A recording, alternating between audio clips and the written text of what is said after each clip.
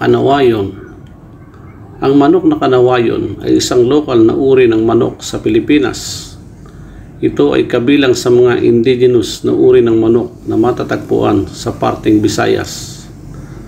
Ang mga manok na ito ay kilala para sa kanilang kakayahan sa pakikipaglabang at kanilang pambihirang ganda at katangian. Ang manok na kanawayon ay kadalasang mayroong matatag at malakas na katawan. May malaking mga pakpak at makapal na balahibo na nagbibigay proteksyon sa kanila sa kalikasan at mga kalamidad. Ang kanilang mga binti ay malalakas din na nagbibigay sa kanila ng magandang pag-angat at pagtalon sa pag-iwas sa mga panganib. Dahil sa kanilang angking talino at lakas, ang manok na kanawayon ay kilala bilang mahusay na manok. Maraming mga tagapag-alaga ang interesado sa pag-aalaga ng uri ng manok na ito. Puting manok. Ayon sa ating mga kasabihan, ang paniniwalang ang manok na puti ay sinasabing may dalang swerte at may iba't ibang mga interpretasyon at kahulugan na naaayon sa manok na puti sa mga kultura at tradisyon. Ang puting manok ay madalas na sinasabing simbolo ng kapayapaan, kalinisan at swerte.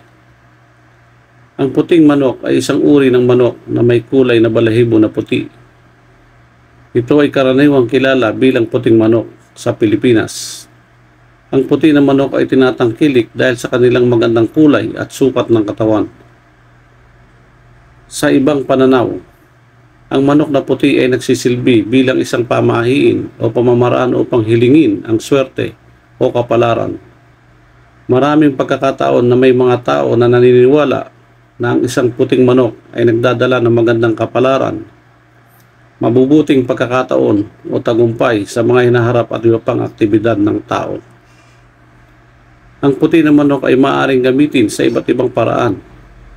Sinasabing ang puting manok ay sagisag ng kalinisan, kapayapaan, kaayusan at iba pang kasabihan na nauukol sa puting manok. Marami sa iba't ibang lugar, ito ay tinataguyod bilang isang uri ng manok na pangkompetisyon.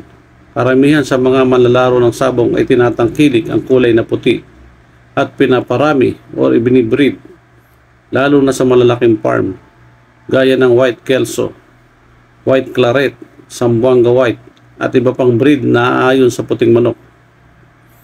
Ang pag-aalaga ng puting manok ay kadalasang nangangailangan ng espesyal na pangangalaga dahil sa kanilang katangian. Kinakailangan ng sapat na espasyo, angkop na pagkain at regular na pangangasiwa upang masiguradong sila ay malusog at mabuhay ng maayos. Ngunit may mga nagsasabi na ang manok na puti, lalo kung ito'y panabong, ito ay dapat ilaban mo sa umaga hanggang magtanghaling tapat.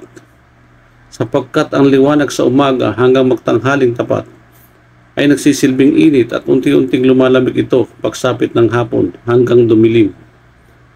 Maganda rin ilaban ang kulay puti sa tuwing sasapit ang full moon at new moon. Sa kabuuan, ang puting manok ay kilala bilang isang espesyal na uri ng manok na ipinagmamalaki sa kanilang kulay na puti. Hanggang dito na lang po. Marami pong salamat. Mabuhay tayo, senyores, mga kasabong.